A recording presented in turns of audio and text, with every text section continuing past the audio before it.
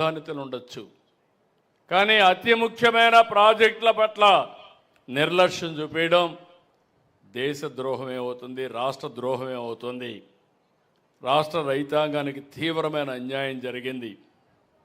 ఆ రోజు నేను సోమవారాన్ని పోలవరం చేసుకొని పనిచేశాను.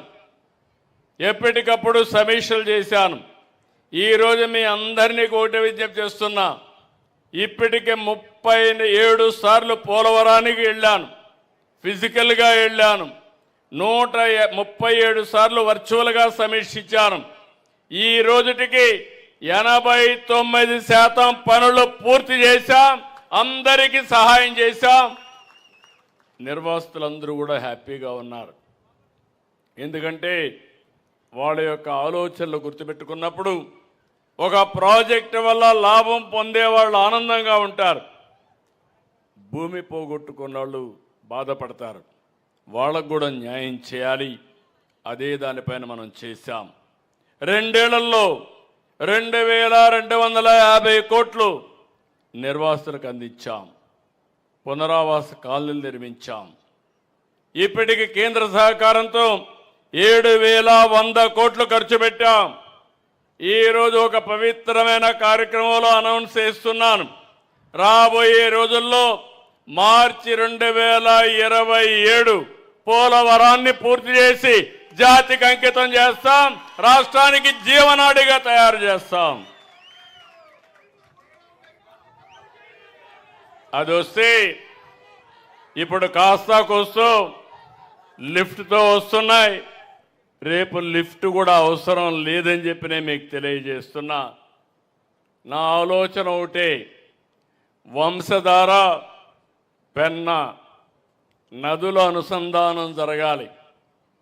నేను ఎప్పుడు కూడా ఒకటే మాట్లాడుతున్నాను.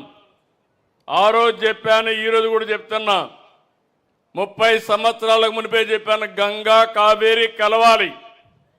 ఈరోజు మీరు ఒక్కసారి చూడండి, ఒక్క గోల్డెన్ క్వాడ్రిలేటరల్ రోడ్డుతో దేశ చరిత్రే మారిపోయింది. అంత మునుపు నేషనల్ హైవేస్ అన్నీ కూడా చాలా అధ్వానమైన పరిస్థితిలో ఉన్నాయి.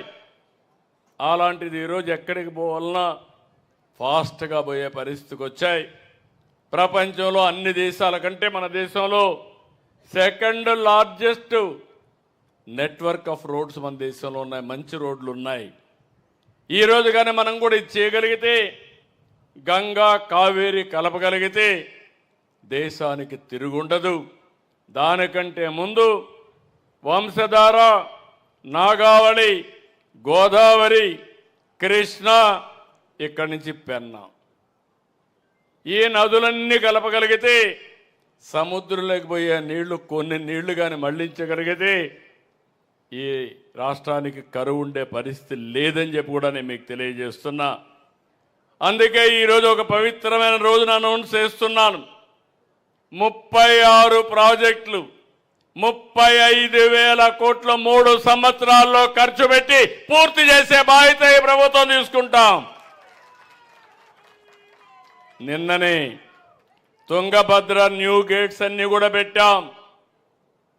మొన్ననే కాటన్ బ్యారేజ్ గేట్స్ అన్నిటికీ శ్రీకారం చుట్టాం. అది రాబోయే సంవత్సరం పూర్తి చేస్తాం. గుంటూరు ఛానల్ మోడర్నైజేషన్కి ఇమ్మీడియట్గా ఫౌండేషన్ వేసి దీన్ని కూడా ఈ నెలలోనే ఫౌండేషన్ వేస్తాం. 2 సంవత్సరాల్లో పూర్తి చేసి మళ్ళీ మీకు ఆ ప్రాజెక్ట్ అందజేసే బాధ్యత తీసుకుంటామని చెప్పి నేను మీకు తెలియజేస్తున్నా. ఆగస్టు 26కి ప్రారంభిస్తాం. ప్రారంభించే తేదీ కూడా డేట్ ఆఫ్ కమెన్స్మెంట్ ఇప్పుడు చేసి 1 ఇయర్లో పూర్తి చేసే 1 ఇయర్ కానీ 1.5 ఇయర్ కానీ పూర్తి చేస్తాం. పోలవరం లెఫ్ట్ మెయిన్ కెనాల్ పూర్తయింది. రేపు అనకాపల్లి ఆగస్టు 14న స్వాతంత్ర దినానికంటే ఒకరోజు ముందే జాతికి అంకితం చేయాలని ఆలోచిస్తున్నాం. గోదావరి ఎట్లయితే ఇక్కడ జలహారతి ఇచ్చి స్వాగతం పలికానో, ఆగస్టు 14న అనకాపల్లికి వెళ్ళి గోదావరి జలాలకు అనకాపల్లిలో స్వాగతం పలుకుతాను, జలహారతి ఇస్తానని మీ అందరికీ హామీ ఇస్తున్నా. ఇంకొక పక్కన పేరూరు బ్రాంచ్ కెనాల్, ఇది కూడా 14 ఆగస్టు ఫౌండేషన్ వేస్తాం. వెలుగొండ నేనే 96లో ఫౌండేషన్ వేశాను. కరువు జిల్లాలు, ఆ ప్రాంతమే కరువు, మార్కాపురం ప్రాంతం. అలాంటిది సెప్టెంబర్ 1 నేనేసిన 96లో ఫౌండేషన్ వేసి 2026 సెప్టెంబర్ 1 దాన్ని ఫేజ్ 1 జాతికి అంకితం చేస్తామని చెప్పి కూడా నేను మీకు తెలియజేస్తున్నా. మీరు ఇక్కడ గుర్తుపెట్టుకోవాలి, దగ్గర 4,000 కోట్ల రూపాయల పనులు బకాయిలుంటే